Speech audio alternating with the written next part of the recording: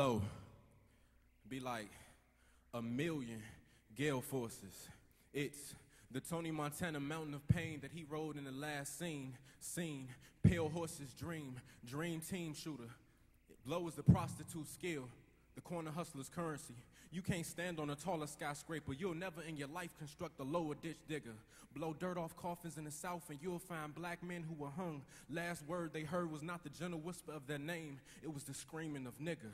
Now can you feel your soul slip in? Can't you hear the drip in of devil's saliva? It's much darker than even the darkest of Godiva chocolates can be.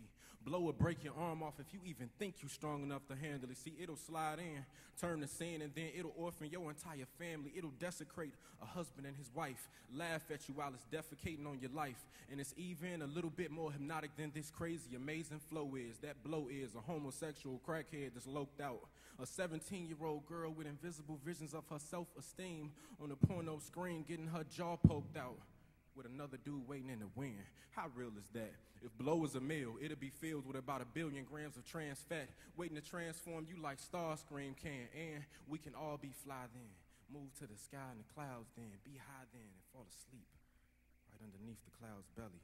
If blow was a train, it'd be moving at 360,000 miles per second. So no matter what you do, it seems you can't even do the simplest things like put a little bit of peanut butter on top of some jelly, no bread. Now you ain't got no loot, so nobody's feeling you. Debt killing you like cancer. Financial AIDS, loosen in.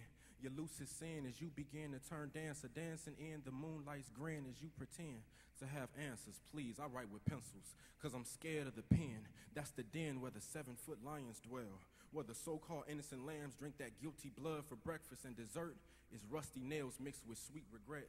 All I'm trying to say is if you really want to die without dying, I think a little bit of blow would probably be your best bet. But better yet, why not survive? Why not survive? Why not survive?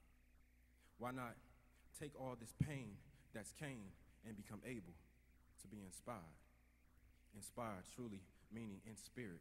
You can be phonetically challenged, but in a deeper place, I know you can still hear it. It being a call, an invitation, a welcome on back home.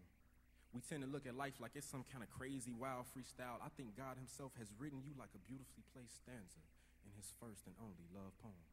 And everything that could or would take you away from his love is toxic to your system. See, these addictions will break us down mentally, physically, financially, emotionally, spiritually. And once they become habit, it's crazy hard to resist them. But let me help try to change your perspective. Picture being strapped to a wall. Now you got chains and buckles around your feet, wrists, ankles, and all. And you trying your best to move. You've been struggling for so long, but you can't even fall. The truth is, the chains were never even locked, meaning you were never even bound at all. You just never knew that all you had to do was ask God for the strength to help you move.